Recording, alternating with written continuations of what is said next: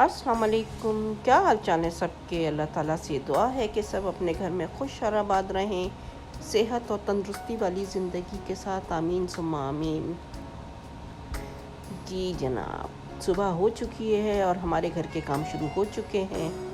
तो मैंने कपड़े किए थे वॉश और उसके बाद मैंने सब सेपरेट करके जिसका जो था उसको अच्छी तरह से फोल्ड करके रख लिए थे। और अब मैं अपने बेटे के यानी कि अहमद के रूम में आई हूँ और उसके चेस्टर में उसके ये अंडर गारमेंट्स रख रही हूँ, क्योंकि मैं वीक में एक दफ़ा इनके बच्चों के इस तरह से ज़रूर चेक करती हूँ कि उन लोगों ने अपने चेस्टर ख़राब तो नहीं किए।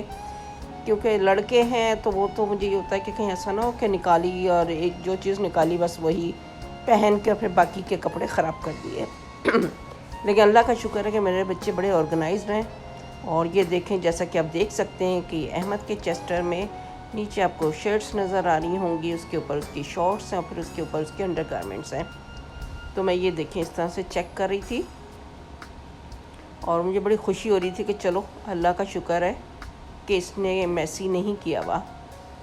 तो इसको जो भी कपड़ा चाहिए होता है ये ऊपर से उठा लेता है और फिर उसके बाद जो है अच्छी तरह से वो रख देता है। और मैंने इस चेस्टर के अंदर बास्केट रखी हैं। तो जैसा कि आप देख सकते हैं कि एक तरफ सॉक्स हैं और एक तरफ अंडर गारमेंट है और नीचे इसकी ये शॉर्ट्स हैं और उसके नीचे जो हैं शर्ट्स हैं, टी शर्ट्स। तो मैं इस तरह से फोल्ड करके रख देती हूँ तो जगह भी बहुत ज़्यादा बन जाती है, बहुत ज़्यादा स्पेस आपको मिल जाता है। और अब मैं आ गई थी मारिफ के रूम में और ये देखें ये है मारिफ का रूम और ये मैं इसके अंडर गारमेंट्स रख रही हूँ। और इसके एक तरफ अंडर गारमेंट है, दूसरी तरफ इसके जो है बनियान जो है वो हैं। और इस तरह से मैं दोनों बच्चों का चेक करती रहती हूँ। तो बच्चे भी इस चीज़ को समझते हैं कि भाई अम्मा पूरा दिन काम वाम करती हैं तो ज़रा इंसान बन के रहें और हर चीज़ को अपनी जगह ठिकाने पे रखें।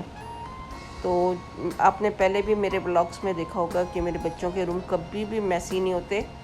हाँ, ये है कि लड़के हैं तो कभी जूते इधर उतार दिए उधर उतार दिए, वो अलग बात है, लेकिन वो फिर रख भी देते हैं अपने शू रैक में। और ये देखें ये इसके सॉक्स हैं और इस तरह से मैंने डॉलर स्टोर से बास्केट्स ला के रख दी हैं चेस्टर के अंदर ताकि वो एक ही जगह पर सारे कपड़े रहें। तो ये बहुत अच्छे हैं ना, यानी कि एक जगह पर होते हैं तो मुझे कोई प्रॉब्लम नहीं होती। और बच्चे भी इस चीज़ को बड़ा अप्रिशिएट करते हैं और कहते हैं कि मम्मा आपने बड़ा ऑर्गेनाइज़ करके रखा हुआ है हमारे, जबकि औरों के इस तरह से नहीं होते। तो ये दोनों का मैं इस तरह से चेक कर रही हूँ। इसके भी देखें नीचे टी शर्ट्स हैं, ऊपर अंडर गारमेंट्स हैं तीनों ड्रॉजेस के अंदर। बाकी नीचे उनके वही बाकी के जो दो ड्रॉजेस हैं उसमें उनके बुक्स वगैरह रखी हुई होती हैं। तो जनाब अब मैं आ गई थी होम डिपो और मुझे चाहिए थे फ़िल्टर और मैं जाके एसी फ़िल्टर ले रही हूँ, क्योंकि यहाँ पर हमें एवरी मंथ फ़िल्टर चेंज करना पड़ता है। तो मैं ला के रख लेती हूँ और 3 या 4 का पैक होता है, वो फिर जब लास्ट लगाती हूँ तो फिर मैं आके दोबारा लेके चली जाती हूँ। और ये देखें यहाँ पर आपको पौधे नज़र आ रहे होंगे, ये इंडोर प्लांट्स हैं और बड़े अच्छे लग रहे थे। और आजकल तो वैसे भी गर्मी बहुत ज़्यादा शदीद पड़ रही है तो इंडोर प्लांट्स ही ज़्यादा अच्छे लगते हैं, क्योंकि बाहर तो बेचारे मुरझा जाते हैं। लेकिन अभी 2 दिन पहले जैसे कि आपने देखा है कि स्टॉर्म आया था, लेकिन उसके बाद जो गर्मी पड़ रही है अल्लाह की पनाह। और ये देखें आपको ग्रिल नज़र आ रही होंगी यहाँ पर रखी हुई। तो ये जो घर की चीज़ें होती हैं मैं ख़ुद जाके लेके आती हूँ ताकि मुझे अंदाज़ा होता है कि क्या साइज़ चाहिए और क्या नहीं चाहिए। तो मैं पहले ही उनकी पिक्चर ले लेती हूँ अपने फ़ोन के अंदर ताकि मुझे याद रहे कि मुझे कौन से वाले साइज़ चाहिए, क्योंकि बड़ी मुश्किल से मिलते हैं, बाज़ औक़ात मिलते भी नहीं हैं, ख़त्म हो चुके होते हैं, फिर हमें दूसरी जगह जाना पड़ता है। तो ये मेरे घर के नज़दीक ही है तो मैं हमेशा यहीं से आके लेके जाती हूँ। और इत्तेफाक से जब मैं आई थी लेने के लिए तो जो मुझे चाहिए था वो सिर्फ़ एक ही पैक रखा हुआ था और वो मैंने उठा लिया था। जैसे कि ये वाला पैक था, ये एक ही रखा हुआ था, शुक्र है मुझे मिल गया, वरना मुझे फिर कहीं और से जाके लेना पड़ता। तो हम लोग को एसी के लिए अपने ये हर महीने चेंज करना पड़ता है, वरना फिर डस्ट आ जाती है और फिर उसकी कूलिंग कम हो जाती है। और यहाँ पर तो एसी के बगैर वैसे भी गुजारा नहीं है। माना कि है ना लकड़ी के घर हैं, लेकिन गर्मी बहुत शदीद होती है और जब एसी ख़राब होता है तो उसके बाद घर में अजीब सी सीलन की स्मेल आने लगती है, क्योंकि हम लोग की कुकिंग अंदर ही होती है और उसका कहीं निकलने का कोई वो रास्ता नहीं होता। एग्जॉस्ट भी इतना कोई मुझे नहीं लगता कि इतना कोई ख़ास काम दिखाता है, तो घर के अंदर अजीब सी स्मेल हो जाती है। तो इस वजह से हमें इस चीज़ का ख्याल रखना पड़ता है। और अब मैं आ गई हूँ आउटडोर की तरफ, और यहाँ पर सारे प्लांट्स आपको दिख रहे होंगे। और मैं आई हूँ अपनी दोस्त के लिए देखने के लिए मनी प्लांट, क्योंकि उसको चाहिए थी और उसने कहा था कि वो भी अपने घर में रखना चाहती है। तो मैंने कहा कि चलो अब जब मैं आई हूँ तो मैं देख लेती हूँ, अगर मिल गई तो मैं उसके लिए ले लूँगी। तो मैं वही देख रही हूँ कि इंडोर है ये, और इंडोर में देख रही हूँ कि शायद मुझे मिल जाए, लेकिन यहाँ पर नहीं थी। फिर उसके बाद मैं आउटडोर की तरफ जाऊँगी और वहाँ चेक करूँगी। ये देखें कितने गमले वगैरह रखे हुए हैं, पॉट्स वगैरह।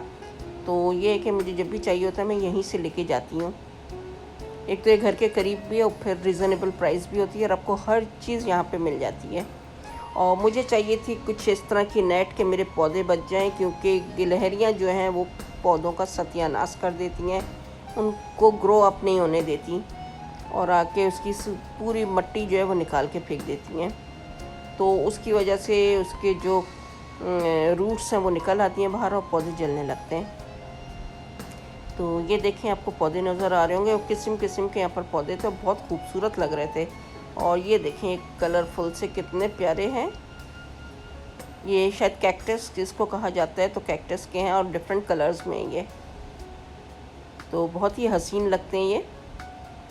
और ये भी इंडोर ही रखे जाते हैं। और जनाब ये देखें ये आ गया हेलोवीन का। मैंने आपको पहले भी कहा था कि हेलोवीन आने वाला है, तो हर जगह आपको यही चीज़ें नज़र आएंगी, हर स्टोर पे।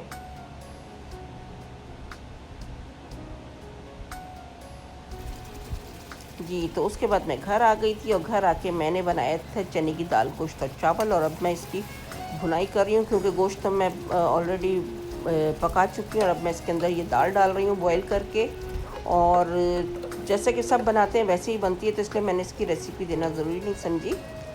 तो लेकिन ये बहुत मज़े की बनती है। मैंने काफ़ी अरसे के बाद चने की दाल गोश्त बनाया था, और मेरा काफ़ी दिनों से दिल चाह रहा था, तो मैंने कहा कि चलो आज चने की दाल गोश्त ही बना लिया जाए। तो ये मैं बना रही हूँ, और इसको मैं भून रही हूँ अच्छी तरह। तो ये मुझे मेरे हस्बैंड को बहुत पसंद है, बच्चे भी खा लेते हैं। तो वो तो खाते हैं चावल के साथ, लेकिन हम लोग नान या रोटी के साथ खाते हैं। तो रोटी बनाने का मेरे पास टाइम नहीं था तो मैंने कहा कि चलो जल्दी से फिर नान ही गर्म कर लिए जाएँ। तो नान भी हमारे यहाँ रखे रहते हैं, और ला के रखते हैं हम लोग फ्रोज़न, तो वही निकाल लेते हैं, और उसके साथ हम सलाद बना लेते हैं, अचार हो जाता है। तो बहुत मज़े का ये खाना लगता है। तो आप ये जो स्टोव देख रहे हैं ये ख़राब नहीं है, लेकिन मुस्तकिल ऐसे ही रहता है। आप इसकी क्लीनिंग भी कर दें तो तब भी ये ऐसा ही रहता है, क्योंकि ये ग्लास टॉप है तो बड़ा मुश्किल होता है इसको साफ़ करना। और वैसे भी ये बिजली के हैं।